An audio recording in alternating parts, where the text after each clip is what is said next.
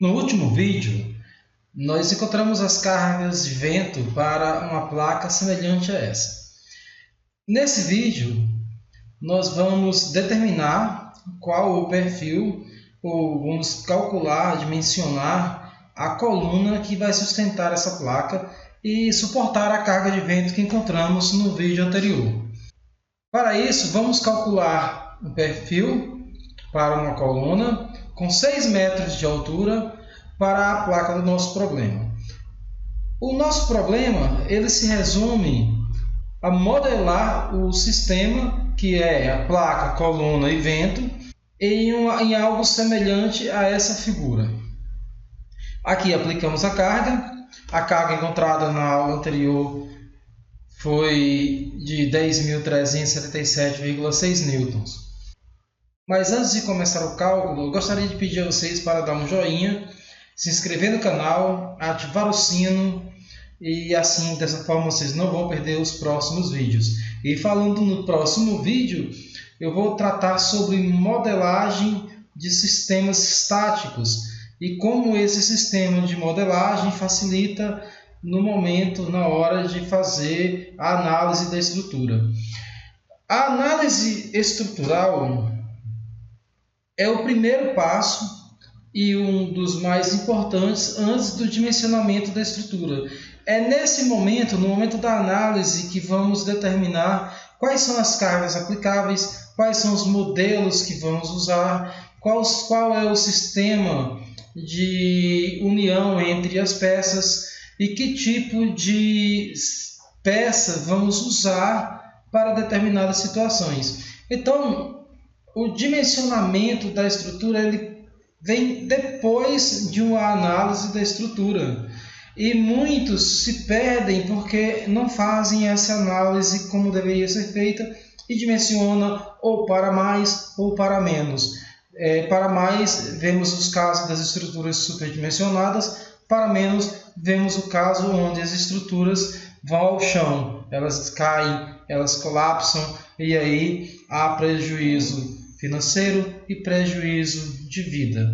Então, antes de calcular um determinado elemento estrutural, deverá ser feita uma análise precisa de como esse elemento estrutural irá se comportar com a aplicação da carga e que cargas também irão atuar neste sistema.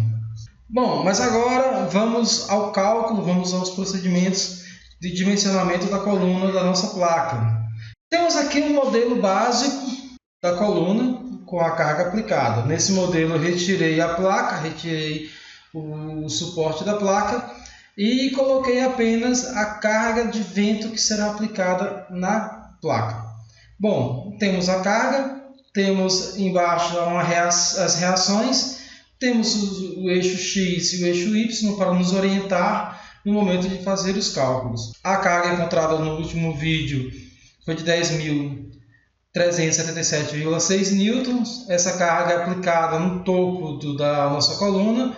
Isso faz com que gere um momento resistente ou um momento de reação. E também uma carga horizontal na direção X ou na direção menos X, como está indicado pela seta.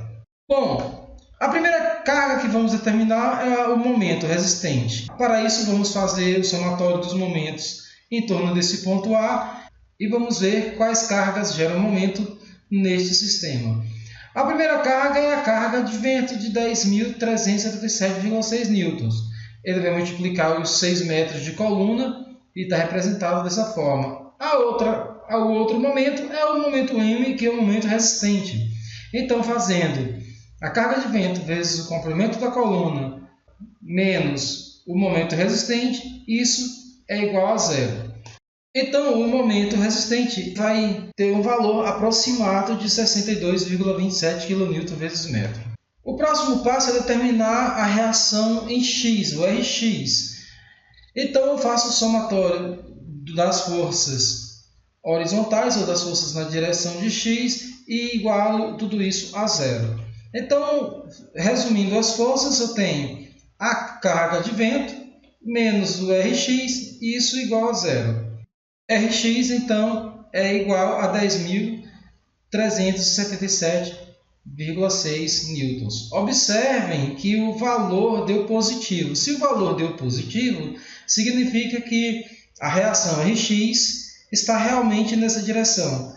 Se tivesse dado menos um valor negativo para Rx, então significaria que a direção de Rx seria na direção oposta à que está indicada no modelo. Então, temos aqui o momento em A e temos o Rx também que atua em A. O próximo passo para poder dimensionar a coluna é determinar o momento fletor em todo o comprimento da coluna. Ou seja, eu vou fazer o momento fletor em função de x.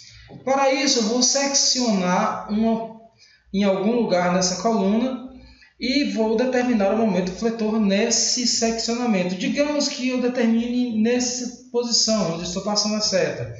Determinei aqui uma seção. Essa seção tem um comprimento x, pegando de B até a seção, que está representado nessa figura. Então, eu girei, eu deitei aqui, para ficar mais familiar, devido aos vários problemas que já foram resolvidos em resistência dos materiais. Então, temos a carga de vento, eu coloquei aqui na vertical, né? Então já virei 90 graus a figura. E tenho como reações um momento fletor e tenho uma força cortante que não vou calcular ela aqui agora, porque essa força cortante no momento não nos interessa. Então, fazendo o somatório dos momentos em relação ao ponto O e igualando a zero, temos que as cargas que geram momento, novamente temos a carga de vento, que aqui eu coloquei como FV, e tenho o momento fletor. Então, tenho FV vezes x, mais, né, porque o sentido de rotação aqui está no sentido horário, então mais MF igual a zero. Logo, MF é menos 10.377,6 vezes x kN vezes metro. O momento máximo, se vocês observarem, o momento nulo vai ser em x igual a zero, que é nesse ponto, e ele vai aumentando à medida que vai se aproximando do comprimento total, ou seja, o momento máximo vai ser o momento quando x for igual a 6. Nesse caso, o meu momento máximo vai ser igual ao momento m resistente. Legal. Bom, determinado o momento máximo, que é igual a 62,27 kN vezes metro, eu preciso determinar, então, a geometria do tubo e o material desse tubo. Se eu escolho um tubo redondo, e se eu estou escolhendo um tubo, eu tenho que escolher um tubo estrutural. Não pode ser qualquer tubo.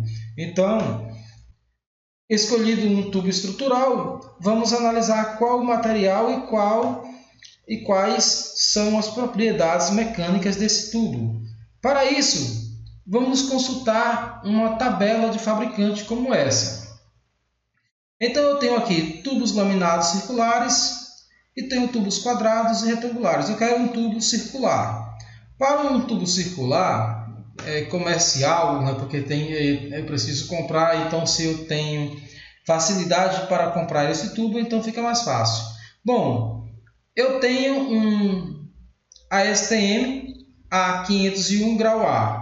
Esse material tem um limite de escoamento, né, tem uma resistência ao escoamento de maior ou igual a 250 MPa.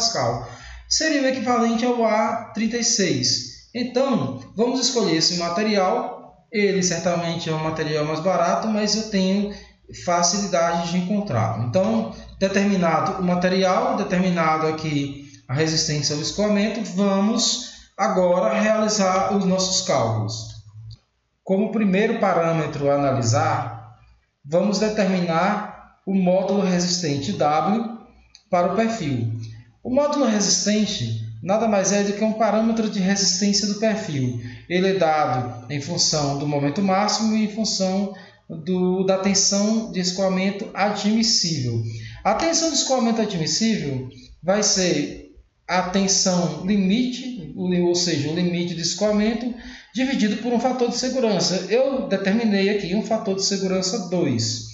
Então, o sigma admissível, a tensão de escoamento admissível, será para o aço ASTM A501 grau A, 250 megapascal, dividido por 2, que dá 125 megapascal. Bom, substituindo para Wx, temos 62,67 kN dividido por 125 vezes 10 a sexta pascal.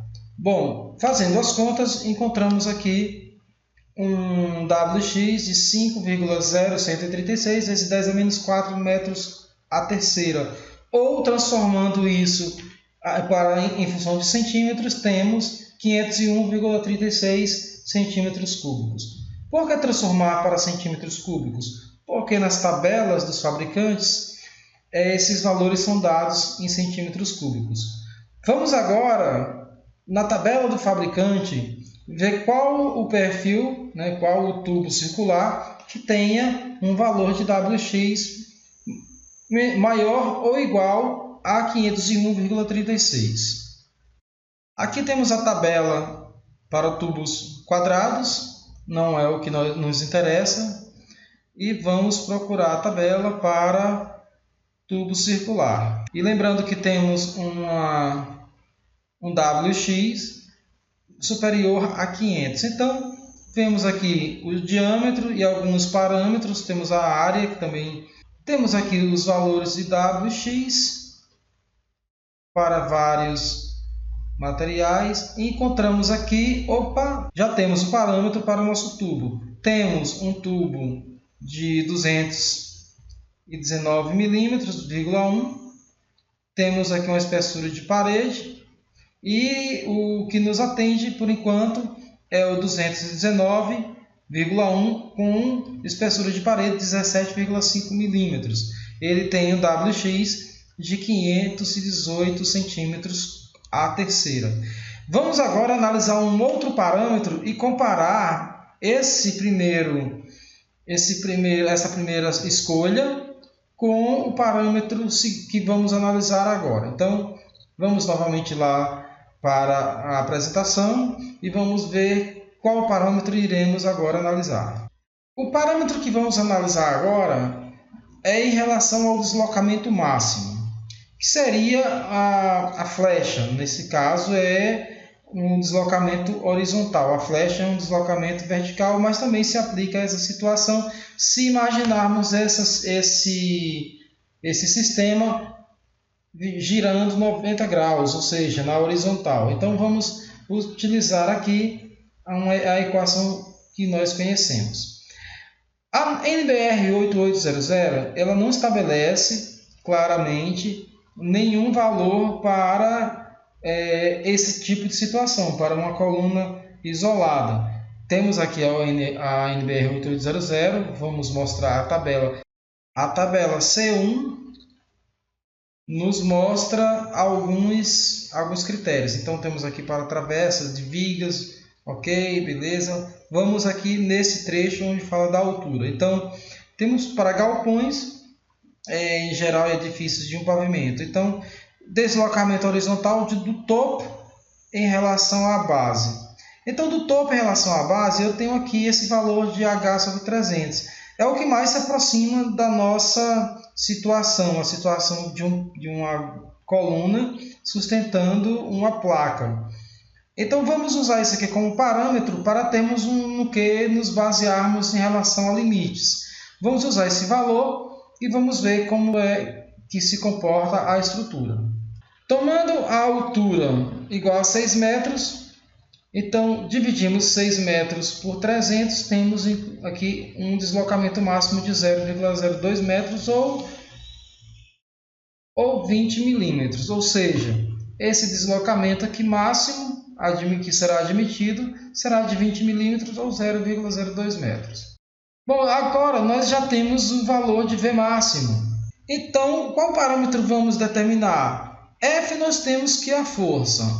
A altura do pilar nós temos. O E é o módulo de elasticidade do material. No caso é o aço, e para os aços o módulo de elasticidade é 200 gigapascal. Então vamos analisar o valor de I. Vamos encontrar um valor de I para que o deslocamento máximo seja menor ou igual a 0,02 metros. Então, resolvendo para I, temos que a equação fica dessa forma agora. Como falei, o valor do módulo de elasticidade é de 200 gigapascal. Bom, substituindo os valores na fórmula e fazendo as contas, encontramos aqui um momento de inércia diária de 1,8679 vezes 10 a menos 4 metros a quarta.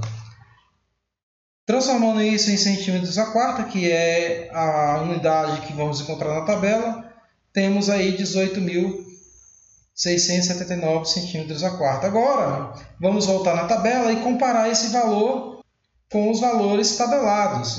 Já havíamos encontrado para o módulo resistente um valor que se adequava. Então, temos aqui o módulo resistente. Beleza, ele nos atende. Mas o momento de inércia? O momento de inércia é dado nessa coluna e para o mesmo tubo eu tenho um valor de 5.673, que é bem menor do que 18.679. Então vamos procurar mais outro tubo aqui que chegue a esse valor. Vamos passando e temos aqui, ok, temos aqui 18.372, ainda é menor. E o próximo é de 19.813, ou o seguinte, 22.117 centímetros a quarta. O diâmetro do tubo agora já passa a ser 323,8. Bom, esse tubo com essas características atenderá aos requisitos necessários para sustentar a placa naquela força de vento, ou seja, vai suportar aquela força de vento atuando na placa. Dessa forma, temos a escolha do tubo, baseado no momento de inércia, ou seja, o que vai limitar o tubo, o que vai determinar qual o diâmetro e espessura da parede do tubo, vai ser o deslocamento horizontal máximo que o tubo poderá ter, que é de 0,02 metros. Então, temos definido um tubo de 323,8 de diâmetro externo com uma espessura de parede de 17,5 milímetros. Então, temos aqui em milímetros, ok? Bom, era isso que eu tinha para hoje. E caso vocês queiram se aprofundar na análise estrutural, tem um link na descrição que os levará a um conteúdo muito mais amplo, um conteúdo muito mais completo, que o tornará um expert em análise estrutural. E lembrando, não deixem de dar o seu joinha, isso é muito importante para a gente. Se inscreva no canal, ative o sininho de notificações e assim todos os vídeos que eu postar, que eu publicar, você será notificado. Compartilha com outros colegas que podem se interessar pelo conteúdo e para os quais esse conteúdo possa ser importante e os ajudará também a desenvolver seus projetos. Eu fico por aqui, muito obrigado e até o próximo vídeo.